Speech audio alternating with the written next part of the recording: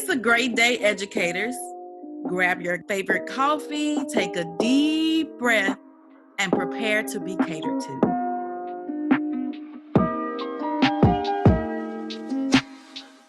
It's a great day, educators. I am your host, Andrea T. Harris, Growth Agent. I advocate for the total well-being of individuals and educate on mindfulness, resilience, and self-care. Here at the Educator Show, we are dedicated to providing growth tools to educators, such as teachers, principals, mentors, coaches, group facilitators, and anyone providing information to a group of people. Our candid conversations involve the 4 E's of maximizing your life's journey: embrace, extract, evolve, and encourage. Educators, today I have the pleasure of having a conversation with Elizabeth Miller. She is a wife, mother, full-time employee, family caregiver, author, and certified caregiving consultant. She obtained a BA in journalism from Penn State University and currently leads the program management office for a Fortune 1000 company. Elizabeth's personal experiences with caring for aging parents with chronic and terminal illnesses, as well as caring for a sibling with developmental disabilities, inspired her to create Happy, Healthy Caregiver in 2015. Through her speaking, consulting, writing, and online community, Elizabeth helps family caregivers integrate caregiving and self-care into their daily lives. Elizabeth has been a presenter at the 2016, 2017, and 2018 National Caregiving Conferences. Her story has also been featured with Women's Day, and the Marietta Daily Journal. She is the host of the Happy, Healthy Caregiver podcast on the Whole Care Network, author of Just for You, a daily self-care journal, and facilitates a support group for family caregivers called the Northwest Atlanta Daughterhood Circle. Educators, let's welcome Elizabeth Miller to the show. Hi, Elizabeth. How are you today? Thank you. I'm doing great, Andrea. It's so good to be here. Thank you so much for a nice introduction. Oh, you're so welcome. So tell us a little bit about yourself, your passion and your purpose in life. Well, it's funny because I didn't think for a long time. I kind of felt like I was missing it, and I found it in my 40s. So sometimes it just takes a while, I think. And in a funny way, it was an experience with family caregiving for loved ones that I really found my passion. So you're in the throes of something. I was squeezed between caring for my kids, who were active preteen and teenagers at the time. My husband was caregiving for his mom. I was caregiving for my parents, and we had our hands full. And I just thought, there's got to be a better way of doing this. And yeah. I also just realized, that with my parents and with his mom, their health issues were mostly self-inflicted. It sounds horrible, but it's lifestyle choices, I think is a better way to say it, where the lifestyle choices that they had made throughout their lives impacted their health and then therefore everyone around them. And I just, in the drives from Georgia to Florida, going back and forth to care for my parents, it just hit me that I needed to break the cycle and that I needed to figure out how I could be what I needed to be for other people, but also be the best version of myself so that I could show up. So I could show up for work, and I could show up for my kids and show up for my husband and all the things that I wanted to do. And just, and there had to be a way to do that. And so figuring that out was what then resulted, throughout the last few years into Happy, Healthy Caregiver. And so my passion is helping family caregivers. So the unpaid, volunteered in many ways, family caregivers that are caring for family members in most cases or friends, and giving them the tools to stay energized and so that they can be the best versions of themselves. Awesome. Awesome. It was something you said about being the best version of you. Hmm.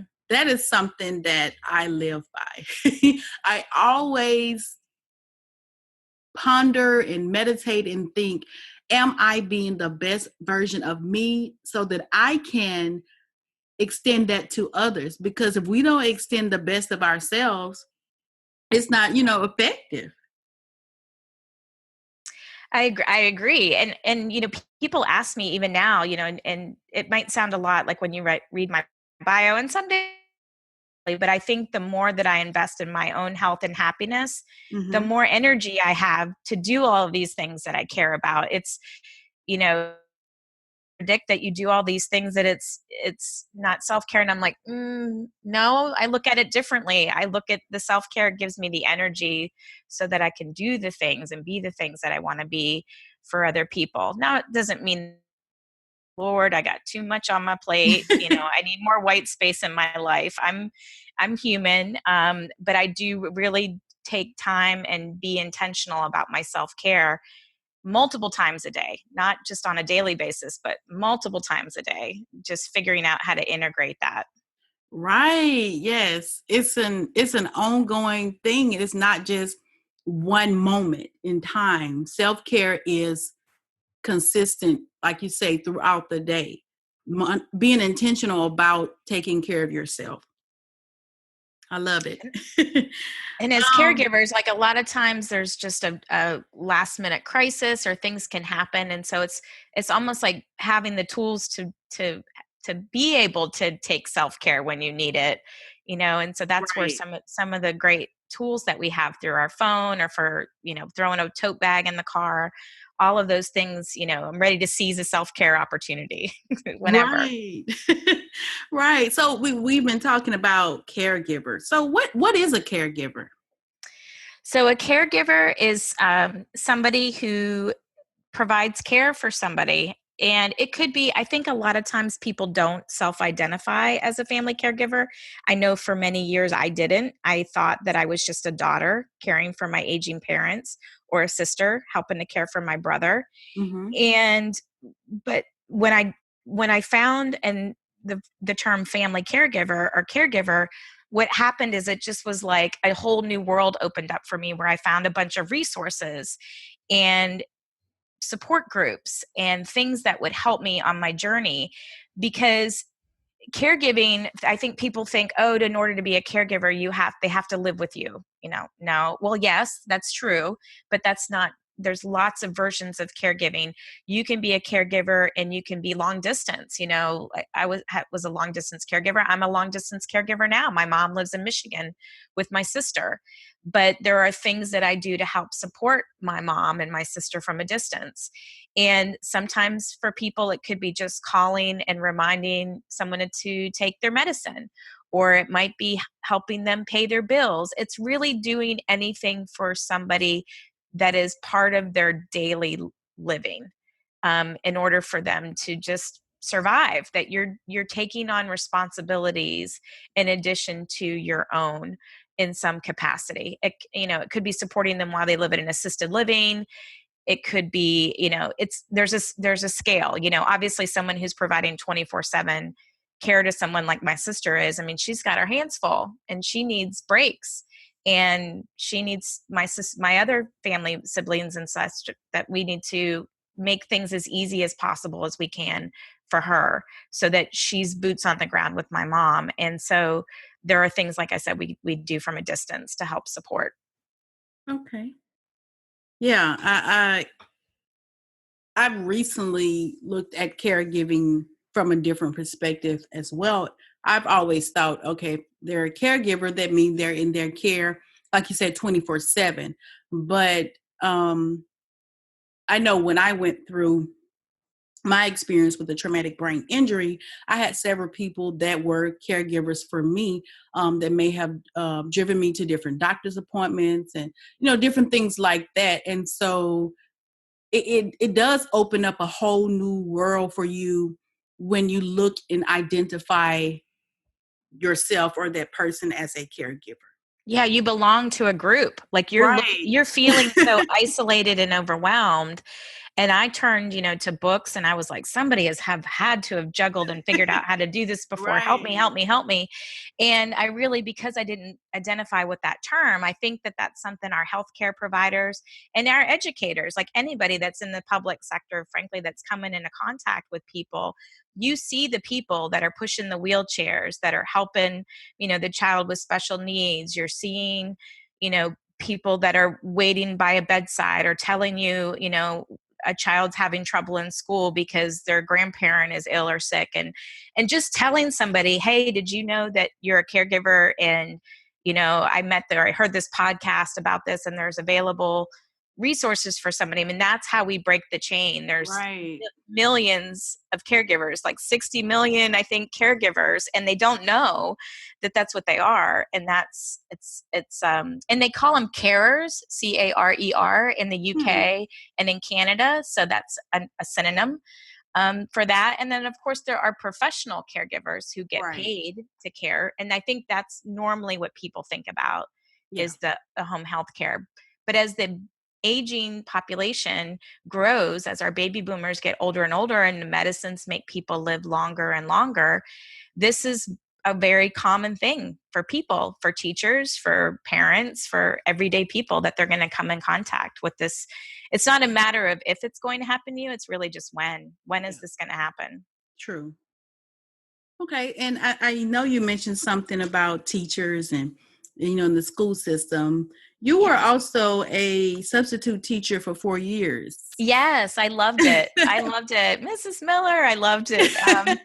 It was in elementary school, primarily because I went to where my kids were both in school when they were in elementary school, and did substitute teaching. I kind of took a break from the corporate world for about 6 years, and about 4 of those years I did substitute teaching before I went back into the corporate world again. But I loved it. I found, I even considered swapping careers, but then it felt kind of like, I already have this education, I get paid well, this would take more time away from my family. But I do feel like, in a way, I'm educating now in a different way. Like, You I'm are. sharing, yes, I'm sharing what I love, and helping other people in a different capacity. So I think, God had a different plan for me. Yes, you are an educator by nature. Exactly. Yes. And so you have the perspective, not only as being a caregiver, but being a public teacher, and understanding the demands of the teaching life and the caregiving life. And so you understand the need for, like you say, integrating self-care into your life. Hmm. Yeah, it takes, I think it takes some preparation and some planning, and teachers are great at that, right? They've got to do Right. lessons plans and plannings, and educators, of what they're going to share. And so this is another way to really think about planning and preparing ahead for your own self-care for the Right. week, for the work week. Right. Definitely. Okay. So how long did you provide care for your parents? Oh, it's such, it's a hard question to answer, because for me it wasn't like an overnight event that Hmm. happened. It was a slow creep. And then it had a real, it kind of eased in. But my whole adult life, I would say, my parents have had chronic health issues, and I'm, in my mid 40s, or upper 40s, I guess I should say. And my kids have never known my parents healthy. And I've got a 19-year-old and a now 17-year-old. So it's just been part of my life for a long time. My folks have, they're affectionately called my mom a cocktail. My dad is passed away, and my mother-in-law passed away back in 2014. It was a super rough year, and my kids lost two grandparents. My husband and I had lost a parent that year, and that was kind of what I call our spiral year, where just really kind of things started spinning out of control. Um, from for different health, one health thing after another, and trying to figure out how we were going to manage all this. And so then, after my dad passed away, my mom moved to the Atlanta area. She was unable to live on her own. In fact, my dad was the stronger of the two. took care of my mom and took care of my developmentally disabled brother, who's 8 years older than me. And so what happens often with caregivers is what I witnessed with my dad is that because he was the primary caregiver from my mom and my brother, he had a health issue, and his self-care was not optimal at all, and his health wasn't great. And so he had something that happened to him, and a month later he had passed away. And we were at one point looking to move both of my parents, and then it was just moving my mom from Florida to Georgia. And so she lived nearby in assisted living, and I was her primary caregiver for about a year and a half. We actually moved her to 2 different assisted livings, thinking that maybe we just didn't find the right fit the first time. And then my older sister had a life change where her kids were in college. She had gone through a divorce, and she wanted to take my mom. She knew that we had our hands full down here, my 2 brothers and I. And so she took my mom full time. And we've actually moved my mom 4 times since 2014. I was thinking about that. Might even be 5 times now. I think I've lost track.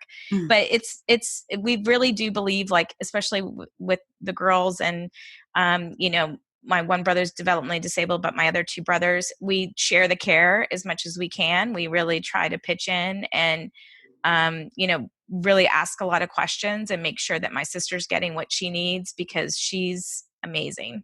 My mom is now bedridden 100% with her health issues. So she's got COPD, diabetes, edema, obviously no mobility anymore due to mostly those issues and being morbidly obese and sleep apnea. So a lot of respiratory issues. She's on full-time oxygen, but her mind is great. And so I was just up there helping out actually a couple weeks ago, and got a good strong taste of winter, which I'm done with. And it's lots of snow. But my mom, we played some Uno, and we played other games, and we reminisced, and I recorded a couple stories that she told me, and just really just savor the moments with her, because right. they're that there's an end in sight at some point. Right. So, were you mentally, financially, in any other way, were you prepared to take on this role as caregiver? No. So luckily financially, my folks were in a good place. I mean, they didn't have long-term health insurance, which is something that we wish that they had. We are going through, their nest egg in order to pay for the care for my mom. And it's expensive. The care is super expensive. I think a lot of people think that Medicare covers that. Medicare does not cover long-term care. So people need to kind of have a plan for that. My dad was super organized, and I'm very, very grateful for that. Like, he had a trust set up. He had a separate trust set up for my brother with developmental disabilities, so we don't have to worry about him and his care for the future. They had their living will and their will documents and all of that stuff, power of attorney. We had all of that in place, and so from that standpoint, we were prepared. I think emotionally unprepared. Mm-hmm. It's you think and everybody's different, right? Like, when my mom moved to the area, at first, of course, you're grieving. We're both grieving of the loss of my dad and trying to get Right. her figured out how to settle in. And so I just kind of like loaded on the support in the beginning, where I just felt like I needed to be with her all the time. Well, that's not sustainable when you have kids and a job, and you will burn out. And so I had to Right. kind of slowly start setting boundaries and managing expectations with her. And really, like, when I thought about it, my mom had never really lived on her own. She was, even while she was in assisted living, she was making her own decisions and needed to advocate for her own health. And so we had to kind of have a lot of those tough love conversations where she Mm-hmm. couldn't involve me in every single problem that she was having in the assisted living. I had to kind of role play with her and give her the tools and, the shortcuts, the numbers, and, just get things to do as much for herself as she could. Cause she was spoiled in a lot of ways. My Yeah. dad had spoiled her. in a nice way, Right. in a loving way. But, Yeah. we ended up, it's like, I can't sustain that level of being spoiled. You're going to have to like go back and take some of these responsibilities back, and it's going to keep you healthier longer, is the way I would also phrase it. Is like, you think it sounds mean, like, when she would ask me to order something on Amazon or something, I'm like, Mom, you can do this, let me teach you how to do this. and Right. and because, or I could easily do things around her little apartment there, but getting her to do as much as possible when she was mobile with her walker, that was her exercise. Mm-hmm. And so I'm definitely the tough love sister out of all of us, where, I would really, really have those conversations, but I would also make her laugh, and so we would, and when I found support for being a family caregiver, it really helped me, like, give me some more tools into, like, well, maybe when you go visit your mom, you tell her you'll do, her top two things that she wants you to do, but that you really want to spend some time with her just as a daughter, and you want to watch a Netflix movie, or, we would have picnics in her room, or go down and share a meal in the dining room. And so I try to do something fun with her while I was also helping her, because I could just go there and just do all her chores, that she needed. And then I would have to leave so I could get up and go to work the next day. And she'd be like, can't you watch a movie? And I'm like, no, I can't watch a movie. It's 10 o'clock. I got to go. I've got a 30-minute drive back. And it's just hard. I often would feel like I was leaving her on the top of Mount Everest, is what I would call it. Like, here's your water, here's your this, here's your button, here's your, Yeah. you got this, Mom, you got this. So Yeah. now she's getting, she's totally got a great, a caregiver now with my sister. But it was tough as a working caregiver. It was really tough. Right. Because you're working a full-time job, children, and Oh, romance. Don't forget about the romance. You got right, to put that in there husband. somewhere. Yes. Exactly. So how Yeah. did you integrate self-care into all of this? And you mentioned it a few minutes ago about how you had to say, look, okay, this is what I'm going to only do the top two today so I can spend time with you and leave at a good time so I can get back to my family. But what were some other ways that you integrated self-care? Yeah, it's a great question. So it's part of it was letting go of some things. And so I actually have some tools now that I work with family caregivers, where I have this caregiving responsibility sheet and the family responsibility sheet, because I think as caregivers, a lot of time we already have, and as moms and working moms and all of that, that we have a full plate already, and then we just heap on the caregiving helping on top of it. And so we really have to go back to our core plate first and look at the things. And so a lot of it was teaching my kids how to be more independent. They were doing their own laundry. Like, we literally had a conversation and be like, look, I can't come home and do laundry all weekend. We can either, go to your volleyball tournament, or in this, that, and the other, or we can, you guys are going to have to pitch in for your dad and I. We've got our hands full right now. And so and told them we can't look, speaking of education, we can't be looking at your blogs, the teacher blogs all the time.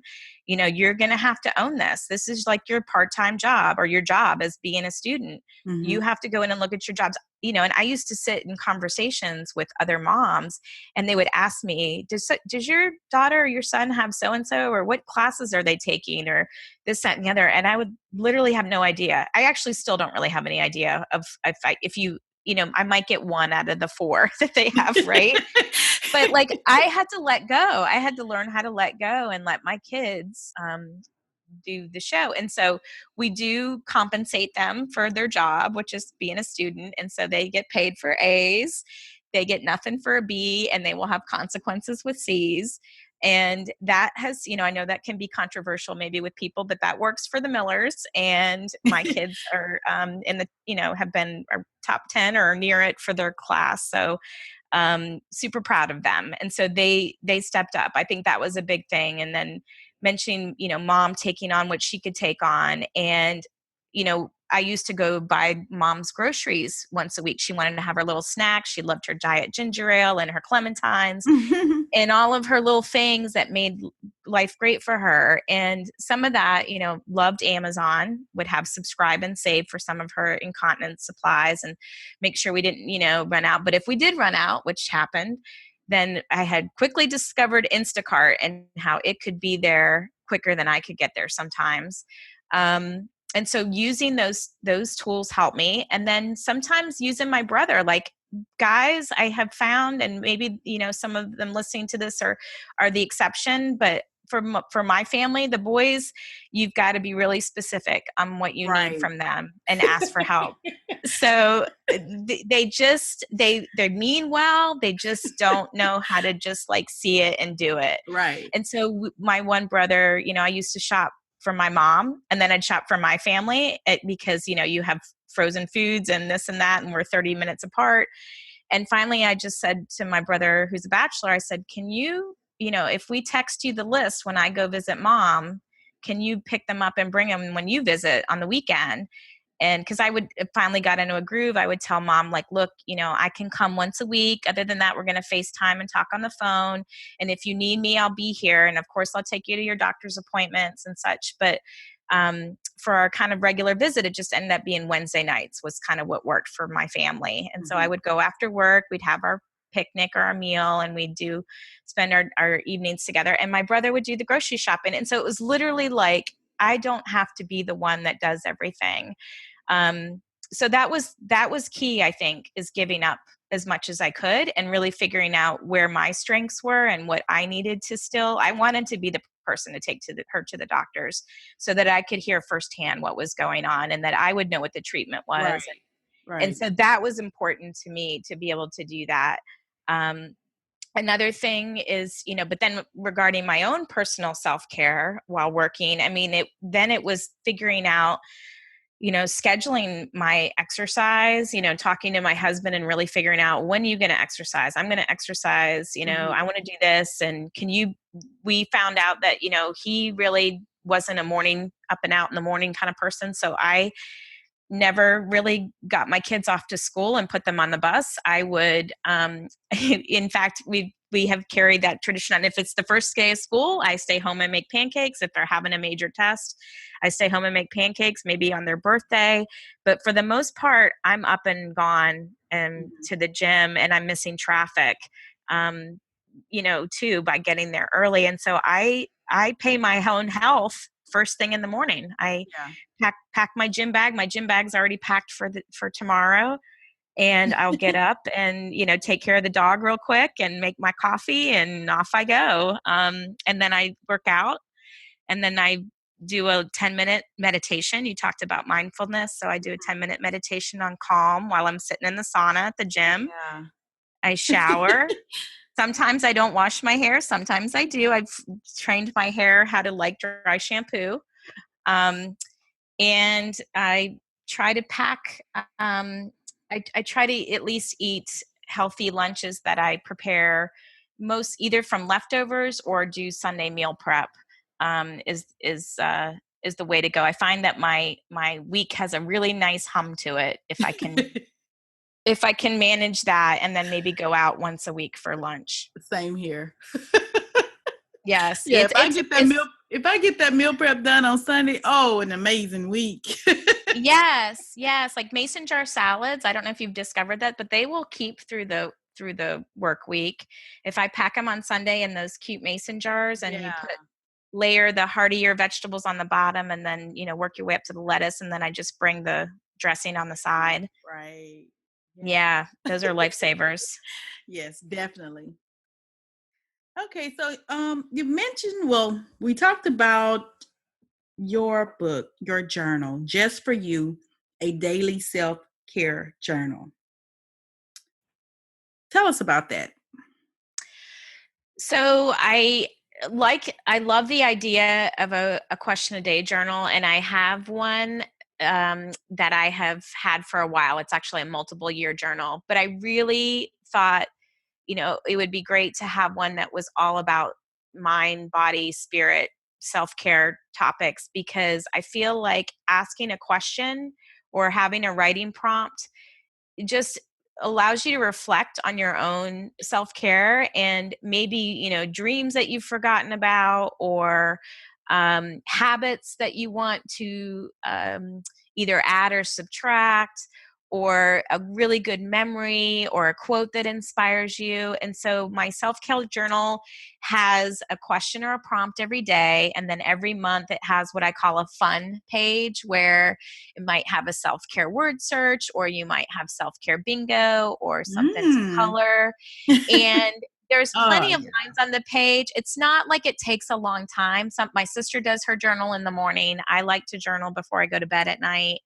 And I just, get my colored pens out and write in my journal. And Yeah. sometimes it's just a sentence. Yeah. There's definitely enough space on there that if people wanted to use it for a gratitude journal, there's room for that as well. Or you could use it for a multiple year journal and answer the same question, year after year, and see how your answers change. But I just That's like a it. great idea. Yeah, it's just like a little daily habit. And I really feel like someone told me this, and I was like, it is. It's going to be a great keepsake for my kids someday. It's Right. going to have, just some things that they may have never known about me, frankly. Right. So where can our listeners purchase the self-care journal? They can get it, a signed copy with free shipping on my website, happyhealthycaregiver.com. You'll see it right there in the sidebar. Okay. So what advice would you give to educators who are caregivers about self-care? I know that I think I might be stereotyping here, but I feel like a lot of educators have this super nurturing um, characteristic. And so I think it's just almost like a mindset shift that needs to happen, where you've got to believe that, and maybe you don't even believe it, you just have to trust potentially for a couple weeks and see what happens when you invest in your own health and happiness, and what kind of person shows up, Mm, in the classroom or with your family and with your friends. And just take notice of the change and the energy level that you have. Because I think for women and for educators and people that have those nurturing characteristics, is we put everybody else first yes. and ourselves last. And you can only do that for so long. And particularly if you're a caregiver, you don't know how long you're going to have to endure and be resilient for this journey. I mean, there are, I know caregivers who've had, a parent with dementia that gets diagnosed young and lives long time, and so you've got to figure out how to get into your groove. And it's much easier to get into a groove when your health and happiness is at a good place. Right.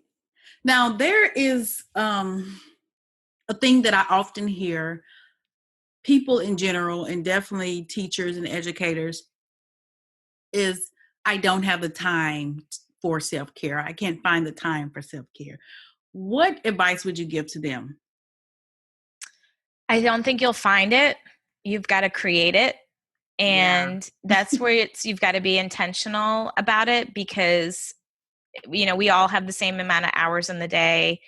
And what I don't like to do for caregivers particularly is I don't want to should all over them. You should do this and you should do Right, that. I right. really like to just throw out a bunch of different ideas and menu options, like a sushi menu, where you just, you check off the things that might make sense for you. And so, Yes. maybe you're not an exercise nut. Well, could you do a 10-minute yoga video on YouTube in the morning? Could you open up your Bible, or use a Bible app a couple minutes before you go to bed at night? Could you, for me, like right now, I'm walking the steps at work. I work on the second floor. My building has 20 floors, so I have a real low energy dip around 3 o'clock in the afternoon, and so I have a accountability partner, Harold, and we have extra shoes at work, and it literally takes 10 minutes to climb to the 20th floor Did and you back say the down again. 20th floor? Yes, yeah.